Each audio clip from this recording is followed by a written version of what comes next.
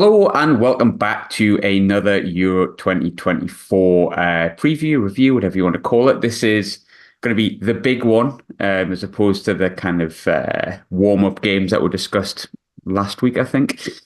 At the time of speaking, we are about 24 hours away from the tournament starting. By the time you're listening to this, it's probably going to be the day that the tournament starts, with Scotland versus Germany. And I've got a few friends to join me, which means Brad's definitely not on this show. But first and foremost, Lee, how are you doing, mate? You okay? I'm all right, mate. Looking forward to actually watching a game of football for the first one in a while tomorrow. It's going to be good, I think. I'm all right, mate. Are you ready to hold and give and do it at the right time and be slow and fast, but get into the line? I think so. Well, they will So, always hit you and hurt you, but you just got to defend and attack, Lee. That would be my advice. Dave, how are you doing, mate? You okay? I'm not too bad at all. Looking forward to it. Looking forward to the Scots beating the Germans tomorrow. So, yeah, can't wait. I mean, in my personal opinion, it's a great day. I'm off for about a week. So for me, love has just got the world in motion. It's certainly got Europe in motion. Now, an old voice that people who never used to listen to our podcast back in the day probably don't even recognize, but here we are anyway. We have got Scottish representation, which is totally fucking mental, by the way, because this is the second Euros where Scotland have had representation, which pretty much means either a meteor is going to hit soon or we're living in a parallel world. Scott, how are you doing? Are you all right? I'm good, mate. I'm not bad. It's good to be back. I've missed the chat, so I have. Been a long, long time, hasn't it? I think last time we spoke on this, we had the famous Hamilton Accies commentator who said he was going for a jobby live on air as a guest, and that went as expected. But Scott, I'll stick with you because look, we're speaking a day before the tournament, but by the time this goes out, like I say, it's probably going to be Friday, the 14th of June, which means the Euros will have started. Much like Scotland did in 1998, which was the last major tournament you're at on foreign soil, Scotland started the tournament with that not really enviable, non-enviable, tough task against Germany. Diddy Haman said this morning it was a free hit for Scotland, but I know you're a pessimistic man. How are you feeling ahead of the tournament and just the game itself? Well, I mean, if we're going down the theme of football songs, we ain't no Argentina, but we have got John McGinn. So looking forward to the tournament overall. It's good again to be there. I think this time I'm looking for progress from the last tournament, which, to be honest, the last tournament was a disaster. COVID, half-empty stadiums, a lot of players. It was our first tournament, obviously. Most of them weren't born the last time that we were in a tournament before that. As for tomorrow, I don't really buy into the free hit thing because we've seen during qualifiers that we performed well against Spain twice. We went to Norway, we performed well then as well in big games where we needed to get results. That's not me saying that I think we're going to turn up and do Germany, but I don't see it as a free hit as I maybe would have if it was other teams or, if it was club football when we see like Motherwell playing the Old Firm or whatever, that's generally a free hit. But no, I think we go there and we look for a performance at the very least. I think it's quite funny. You talked about players at the last tournament. I was actually at one of the Scotland games last time, the Scotland-Croatia game, which, to be honest, is kind of a neutral that doesn't have any hatred for Scotland, but doesn't support them. Seeing Modric just kind of like bang in a shot from the edge of the box with the outside of his boot, and I'm being right behind it, was one of my probably favourite Euro memories, but I think the people who I was with would not class that as one of their favourite ones. But I was at the Finland warm-up game and chatting to Lauren Shankland after the game in the mix zone and stuff like that as part of my job. And somebody said to him, like, oh, your memories of Scotland on foreign soil, you opened the tournament against Brazil in the most blasé way. Lauren Shankland, former What the Falk guest, by the way, went, mate, I was 3. And that just killed the conversation dead. So I think for a lot of these boys, the tournament experience in Euro 2020 will have been really good, although it was, with very different circumstances. A lot of members of that squad can go tomorrow, and it's not their first ever game. There's a lot of experience with the likes of McTominay and X, Y, and Z and that as well. But we come to England on Sunday. I'll come to you as well, Lee. We were a bit despondent, I felt like, during the week. with that. Closer to the game now against Serbia. The Jude Bellingham adverts come out. I'm suddenly realising that Jude Bellingham is the greatest footballer of all time. How are you feeling about Sunday? Very confident, to be honest, as he always am when England play like the lower level teams. Yeah, you've said it. You've said it now. Lower level teams. You've said it now. That's it. We're getting duffed. I think we'll be all right. We should be able to do them over. And if Gareth Southgate gets his special 1-0 win, I think it'll be fine. Yeah, we always seem to start off tournaments well. Then when it gets to the latter stages, we seem to fall apart. But highly confident of a big win. I think get off to a good start. Set the world in motion, so to speak. Love will have the world in motion, which is going to be a theme throughout. For the record, I know the full John Barnes rap and have a t-shirt and a hoodie with it on the back. Barnes 1990 is my gospel. Dave, you can tell I've just finished work and not prepared this at all, right? So that's absolutely fine. But you're not a Southgate fan. We figured that previously beforehand. I think England, maybe not so much recently, but in the group stages, we don't always hit first gear. Like the America game, we drew 0-0. We did smash Iran, obviously, I think, in the game beforehand. We drew against Scotland in the Euros before that, notoriously going all the way back to Euro 96, drawn against Switzerland. We haven't always flew out of the traps, but can that change, do you think, and put a marker down against Serbia on Sunday for England? I don't think there'll be any middle ground. Q 0-0 draw after me saying that. I think England will either, my gut feeling is, will win rather comfortably, something like 3-0, and get everyone's hopes really high. And then, yeah, the old 4-2-3-1, I was watching a clip the other day and how we're talking about where do we put Fordham, where do we put Bellingham? One of them has to sit next to Declan Rice. And I'm just like, we're talking about the most attacking footballers ever, and we're talking about where to play them defensively. It just really breaks me. So I'll go with a 3-0 win, but it also would not surprise me if Mitrovic scores in the 89th minute to get beat 1-0. But yeah, I'm quietly confident. I just hope we don't duff it, as you say. But yeah, we all know I'm not the biggest Southgate fan, so I find it hard to get excited over a Southgate team personally. I do think it's a really big tournament. Not for Southgate. I think regardless of what happens, that's going to change at the end of the campaign, whether he wins it or whether he doesn't. I think for a lot of these players, it's a big campaign. There's been a few tournaments now where we've kind of gone, we've got a chance here. We're heading to this tournament as one of the key favourites, with perhaps only France ranked as a better side than us. So realistically, there's few excuses, but here we are. But this is the tournament preview. We are going to be doing the Serbia preview moving on. So I'll come to you, Scott, because I haven't asked you these questions. I've asked Dave sporadically and Lee, I think, as well. But really is a tournament full of players and teams that I'm really excited to see. I genuinely mean that. Both young players, sort of final tournaments, the likes of Toni Kroos and things like that. So I'm going to kind of fling this one at you. I know I haven't prepared you for it, but who are the sort of three players that are maybe not your pickouts, just ones you're looking forward to see? Who are the ones that you think can show up and the ones you're excited to watch? I'm really keen to see, actually, it's a bit disappointing for me because I'm keen to see how Hungary get on in the tournament, and obviously they're in our group, so obviously I'm hoping they don't get on very well. But having been in Hungary last year, I've seen some domestic football, and I was really interested at how many of the Hungarian players still play, even within the city, Budapest, rather than across Hungary. So one in particular that I'm looking forward to seeing is Dardai of Hertha Berlin. So I'm looking forward to seeing him and seeing how he steps up, because obviously having played in the Bundesliga too this year, it'll be interesting to see how he goes. Another one, you might not like this one, Graham, but I'm keen to see Bellingham and see how he does, because I love Jude Bellingham. He's my favourite player that's ever existed, period. There's a huge amount of hype around him, and to be honest, I've not really watched him much for England, so I can't say that, but when I have seen him for Real Madrid, I've not really got the hype. I see there's a player there and he is class, but don't know if he's been overhyped a wee bit. So I'm keen to see how he takes it from Madrid into a tournament. And maybe he'll prove me wrong, and if he does, then I'll stick my paws up and say that. And finally, got to go with a Scotland player. Same sort of scenario. John McGinn.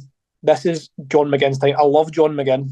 I'd move him into my house if I could. I love John McGinn, to be fair. I think he's one of those idiots that accidentally got really good at football, and because he's such a dafty, he's kind of underrated.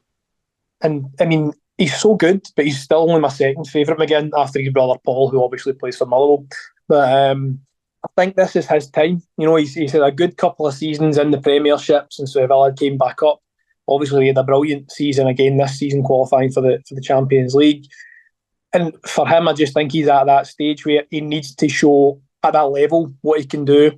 If he's going to progress any further, and he might not want to, he might be happy at Villa. But, to test himself in there, second tournament, a bit more settled. Really looking forward to seeing, especially what he can do, particularly against Germany. I think McGinn's kind of the poster boy, isn't he, for the Scotland national team, as is Bellingham for England. And with that, I think comes a lot of pressure. I completely disagree on Bellingham. I think he might be the greatest footballer that's ever existed in the period of probably since before football. And I've managed to see him twice, and both times I've seen him, I've just gone like, my God, he is God. I think I have 4 Jude Bellingham shirts prepared for the Euros where I'm going to next week, and that is not even remotely a little bit of a lie. The only thing I like more than Jude Bellingham is his brother Job, for exactly the same reason that you prefer the secondary McGinn from Motherwell. Lee, I'll give you the same sort of question. I'm going to choose mine just before I do. The 3 players that I'm most looking forward to is Jude Bellingham, Jude Bellingham, and Jude Bellingham. That covers me off. Who are you excited to see, Lee? Probably the same. Bellingham, obviously, I haven't watched a lot of Real Madrid this season, but when I have, obviously, he stood out. But I'm looking forward to seeing how he is in a major tournament. Obviously, if he can carry this England team as much as he drove through Real Madrid. The second one is because I think it's a huge tournament for him, and it's another England player. Phil Foden.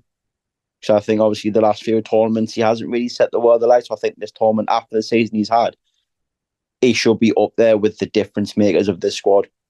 And I think it was Gary Neville said on the overlap, if Gareth Southgate can find a place in his team for Phil Foden, there's something seriously wrong.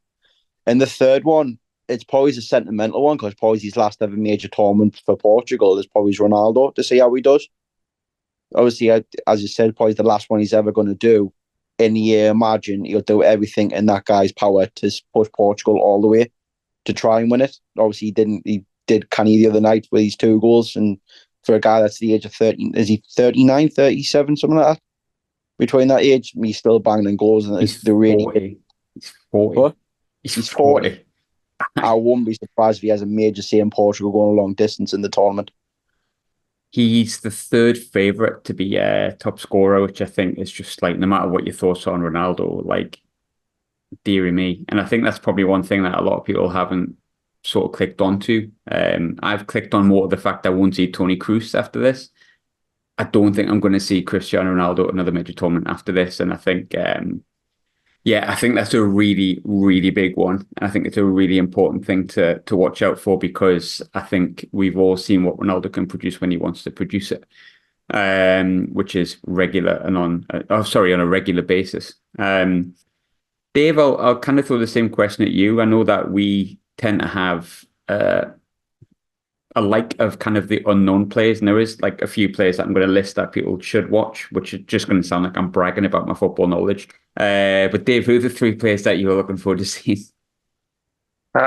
There's 4, but because 2 of them are from the same country, and Scott won't thank us for it, 2 of them are Germans. I'll omit one of them, and I'm really looking forward to me kind of wild card is Zaire Emery from PSG. So I've basically gone the opposite side of Lee. I'm looking forward to some of the younger players and seeing how they. He was on my list, by the way. He was on my list. It's maddening that he's played almost 30 games, and he's 20 years younger than me. He's played nearly 30 games for PSG this season, and I think if you haven't seen him play previously, he's 100% someone who's going to arrive, I think, on this stage, especially with France expected to go a little bit further in the tournament.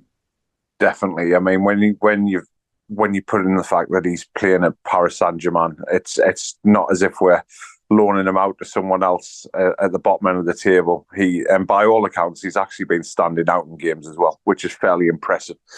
My second one would be Musiala from Germany. I think he's a class footballer. I really do. I think there's something extra special about him, and I'm really, really intrigued to see how he gets on. The Germans, I think we discussed it last week, the Germans are probably, to call them outsiders, but my outsiders to go deep into the tournament, just simply because they always do well in major tournaments, and they've been quite quiet, but there is a few players that the other one, just to get a quick mention in there, I know I'm not allowed four, but my other one would have been Florian Wirtz. Interesting to see how he gets on as well after such a good season. But yeah, Musiala, it's an attacking theme for me. I hate defending. Ask Bowers, he'll tell you. And then my last one, I've mentioned him quite a few times. I didn't realise he was 6'5" for a centre forward, but he seems to have a bit of everything in the locker. And I don't know if anyone saw his goal, which was very Van Persie-like for me for being 6'5", but is Sesko from Slovenia. I'm really, really, especially with it being a lesser team, I'm interested to see how they go about playing and how they get into the game. But I think if you give that kid half a chance, he knows where the back of the net is. So yeah, really intrigued with them three. Just signed a new contract with Leipzig yesterday as well, Wednesday, if you're listening to this on Friday. But absolutely, I think Slovenia will be up against it. But there's a reason he's been linked to Arsenal as, the centre forward that they wanted to bring in. That was, I think they're looking to replace Gabriel Jesus. But on top of that, you've got Lamine Yamal as well, 16 years old. He's been capped 7 times by Spain, probably going to play in their midfield. He's already scored 2 goals. I'll repeat that. He's 16. He doesn't turn 17 until after the tournament either. I was not doing that when I was 16 years old, put it that way. On top of that as well, you talked before about the boy from France. He is the youngest French debutant since 1914, and he also scored on his debut in an 11-0 win against Gibraltar. There's a couple of other ones I wanted to mention as well, maybe from the lesser-known nations. Leo Sawyer, not the singer. I know it's a very similar name, but it's not. He has been doing really, really well this season with Feyenoord. He may be able to do something that puts Slovakia ahead of the other teams, although at the same time, Slovakia are not necessarily favourites to get out of their group. And then I think Ukraine are going to have a decent tournament. And Vladimir Brazko has just broke into the team. He used to be the captain of the under-21 side, I think. Now playing for Dynamo Kiev. Played a big, big role in their playoff game, which I managed to watch. So I was really impressed by him. And I think Ukraine have a really strong chance at going somewhere, which my next question is going to be who you feel the dark horses are. Now, I've got kind of 2 answers for this. So I will go with Ukraine first and foremost. I think it's really interesting that no one is really tipping Ukraine to do much, considering they have the La Liga top goal scorer, a lot of good young players coming through. You know for a fact that Mudryk is going to have an outstanding tournament because he's been so underwhelming for Chelsea. And if you look at their group, they should qualify from it relatively easily. And once you're in those knockouts, it's anyone's. Once you get to that point. So for me, Ukraine are definitely one. Now, for me, the big, big one, for very, very similar reasons, but perhaps in a different sense, because I don't know if you can class them as dark horses, because they've been not tournament favourites, but they were thereabouts for the favourites in the past couple of tournaments. But people aren't really speaking about Belgium. Now, Belgium maybe are leaving that golden generation, but they've still got De Bruyne. Lukaku always turns up for his country. They've still got some good young players coming through as well. They've got quality throughout, and they've got a group that they should win in reality. Once you're into those knockouts, like I say, you never know where you can go. And if you can build up some confidence throughout that sort of period of the group stages, which, like I say, they should win, Belgium could go quite far for me as well. So for me, Ukraine and Belgium are the real dark horses. But I know for a fact someone's going to say Turkey, because they always are a dark horse at every tournament. But I'll come back to you with this one, Scott. Who's your dark horse team? Who do you think can kind of go further than expected? I'm looking at Group D. So there's Netherlands, France, Poland, and Austria. I was chatting to some guys at work today about it, and everybody's saying Netherlands, France, Netherlands, France. It's going to be Netherlands, France. I'm not convinced that it will be those two. Not so sure about Austria, so I'm going to plump for Poland. I think it could be one of France, probably. Poland, I think, are in with a chance of getting out of that group. And for me, Poland are obviously a tournament team. They have played in a number of different tournaments. But from that group, I don't think there's a huge amount of folk will really have them down as going through. And by that, I mean in first or second place. I know, obviously, there's potential for third. But I think as automatic qualifiers in one or two, I can see France and Poland going through from that group wouldn't be too much of a surprise for me. Lee, where's your dark horse? Dark horse for me is that we all seem to turn up in tournaments and get to the latter stages when they're not expected to, and coming after the World Cup is Switzerland for me. And arguably they have one of the best goalkeepers in the world in Jan Sommer, and the backup's not very well, and we all know how much of a difference Switzerland can make. So if I was going to pick a dark horse, it would probably be them. But as I said earlier, I know they haven't done much recently, but I wouldn't be surprised if Portugal go very, very far in the tournament. Yeah, Portugal's a really interesting one because, like, you look through their team and, like, you look at Ronaldo because he's the obvious big name, but they've got Neves, who's coming through 20-year-old class as like the next wonder kid for Portugal, and you've got Bernardo Silva on top of that, who for some reason tends to get ignored quite a bit. Bruno Fernandes obviously has, I'm not a huge fan of him, to be honest, but, you know, his digits are there, and I watch Sunderland on a weekly basis, so what I can really say, I don't rate him that highly, I don't know. But definitely not Turkey, Lee. You're not going to say Turkey, you're going to, because someone's got to say Turkey, because everyone says Turkey at some point. Fair enough. Dave? Not Turkey. Not Turkey, no. Not Turkey? No, not Turkey. Dave, is your, why are your dark horses Turkey? They're not, weirdly. What? Hang on, I've just got a text from Brad. He said dark horse is Turkey. Oh well, okay. Well, at least one of us is there, I guess. Yeah. For me, my dark horses come from Group C, and people will automatically think that I'm going to say Slovenia, and I'm not. People will think I'm going to be funny and say England, and I'm not, because I don't think we'll win it. My actual dark horses are Denmark. If I'm not mistaken, 4 years ago, semi-final. Yeah, we beat them.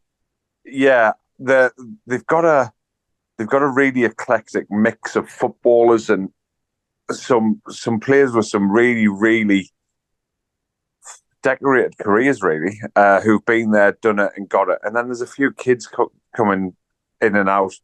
Obviously, Rasmus is up front. Not Rasmus Højlund. I thought you meant the band from Iceland for a minute. I was going to say, No, you don't really notice him. He just lurks in the shadows, and then all of a sudden he just leaps and gets a goal. And then you said Rasmus Højlund, and I was like, oh, hang on, he didn't mean the band. No, I don't like getting me Scandinavian countries mixed up. I know it offends them. And the Scandinavians don't either, Dave. I've had lots of complaints. So, yeah, I'm going to go for Denmark. And again, talking about people who are probably in their twilight and not going to play much more, I'd imagine Christian Eriksen's probably his last one. So, yeah, it's Denmark for me, I think. I'm a little bit disappointed you didn't pick Hungary, considering you're a chef. But here we are. Here we are. I'm going to try something a little bit different here, because we did pick who we thought was going to win the tournament the other day. So if you don't know who we thought was going to win it, go back and listen to that last episode. Don't be lazy. Go back and listen to it. I'm going to try something a bit different, because I've got Scotland fan and England fans on the same call. So I'm going to come back to you with this, Scott, and I'm going to throw the same question but the opposite way to Lee and then Dave. How far can England go, Scott? It pains me to say it, but I think all the way this year. I really do. And the reason why it pains me to say it is a few of my best mates, yourself, Graham, and a few of my other best mates are English as well. So I just know that I'm going to be getting pain for the rest of my life if it does happen. But genuinely, you know me, I'm genuinely not a bitter person, but looking at the squad, I just think this year, there's for me, they've got just a really good balance. And that balance is maybe what's been missing in previous tournaments where it's not been quite as balanced. It's been the defence has been really shaky, or the attack's been really good, or the midfield's been. But I think this year, looking at the squad, there doesn't appear to be any big egos in the squad like what there might have been in previous years as well. So maybe, and I don't want to use the word humble, that's not what I mean, but I mean maybe a bit more, workmanlike. Just we're going, it's a tournament, we're going to work hard and see how that goes. So I honestly wouldn't be surprised if they win, and I've got a tenner on it 5-1, and that will at least be an insurance bet for me if it comes up.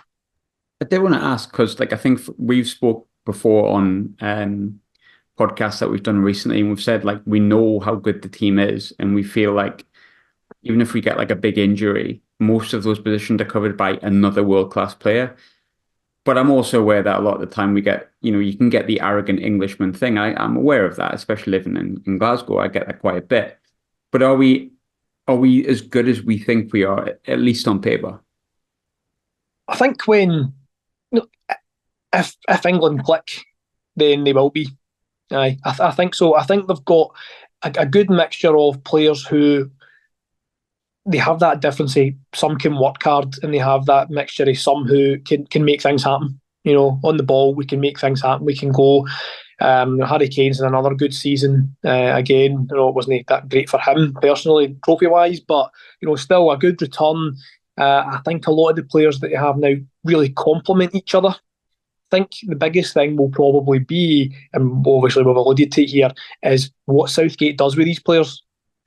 If he takes the leash off and lets them go and play, then I think England have a good chance. If he kind of holds them back a wee bit, like yourself, Graham, and other friends of mine who are England fans have said, in the past he's held them back and not let them do that, and that's maybe been the downfall at times. So if he lets them go and play, then I think certainly semi-finals into the final. But if they got to the final, I don't see another team which is a huge amount better than them. Dave, I'll kind of throw that question at you. Scotland have never got past the group stages of a major tournament, and that's not a piss take. I mean, based on the size of the country, you would expect it to get a little bit further at least once. But at the same time, they haven't got the biggest pool as some nations do, and there's a lot of good teams across the past, 100 years of football. Can they go and get out of the group this time? Obviously, they've got Germany on Friday, and then it's followed by a very good Hungary side who've only lost 1 in 15, but in between that, they've got Switzerland. They've only got finished as one of the best third-place teams, so that's worth bearing in mind. Yeah, I quite like Steve Clarke. I quite like the job that he's done, to be honest. I don't think he likes himself, though, does he? No, he's all right, miserable. I mean, I've been in his company once or twice, and even I think you don't want to be here. But I agree, done a good job. I mean, if you think about it, if John McGinn's pulling your plonker all day, it probably is easy enough to make you miserable. It's a huge ask, isn't it? I think their best chance is of winning a game is probably tomorrow night, believe it or not. I probably agree with Didi Hamann that it's a bit of a free hit, and if they can get organised and they can sneak a set piece or something like that, I think they've got half a chance. And then after that, to be honest, you can probably qualify just with a 1 win when you're talking about third place. But if you could get a draw, maybe with Switzerland, I do agree with Scott and yourself. I think Hungary are a developing nation, footballing wise. I don't want to. I was going to say, that's 100% what we mean with the football, because it's not developing as fast as I would like from a societal perspective. Yeah, I mean, I know Zoltan Gira listens to the podcast quite a lot, so I don't want to offend Zoltan. Do you know what I mean? I do. Remember when he scored that last-minute equaliser against Sunderland, in the season where we only won 3 games? Oh yeah, sorry, I forgot that we supported club football because I don't. We don't at all. I don't support teams without managers, mate. So because Scott's been complimentary about us winning the Euros, and I'd totally agree with him if we had Didier Deschamps in charge, by the way, not with Gareth Southgate. I don't know if anyone's picked up on the fact that I hate Gareth Southgate. You do, don't you? Yeah, I do. I'm going to say that Scotland do get out of the groups. There's my friendly home nations prediction for Scott. I do think Scotland will get out of the group, probably at the expense of Switzerland, which then ruins Lee's theory of being dark horses. So, yeah, let's see how we go. I think they'll get last 16. I said that last time, but I genuinely think that. I think it's a really hard group. I had a lot of people who I sat with who were Scotland fans that were kind of like, oh, it's not a bad group outside of Germany. It's not. It's a pretty awful group because there's massive pressure on that second game for them.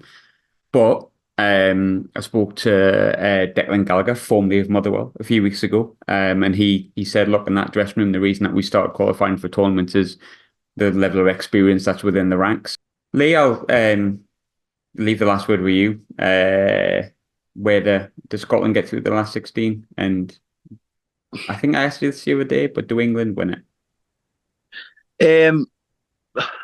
No, I don't think England will win it because I think France will, unfortunately. Oh man, because that's boring as hell. I want England to win it, but as Cannon say, maybe it's because we've been hurt that many times from England at major tournaments. There's always a little bit negative about us. I know that was then, Lee, but it could be again. But with Scotland, they have every chance to get into the last 16. I mean, they've got some good players, John McGinn, Andy Robertson, Kieran Tierney, Scott McTominay. So they have got good players. So there's no reason why they can't. And to be honest, I quite fancy them tomorrow night to burst the Germans' party.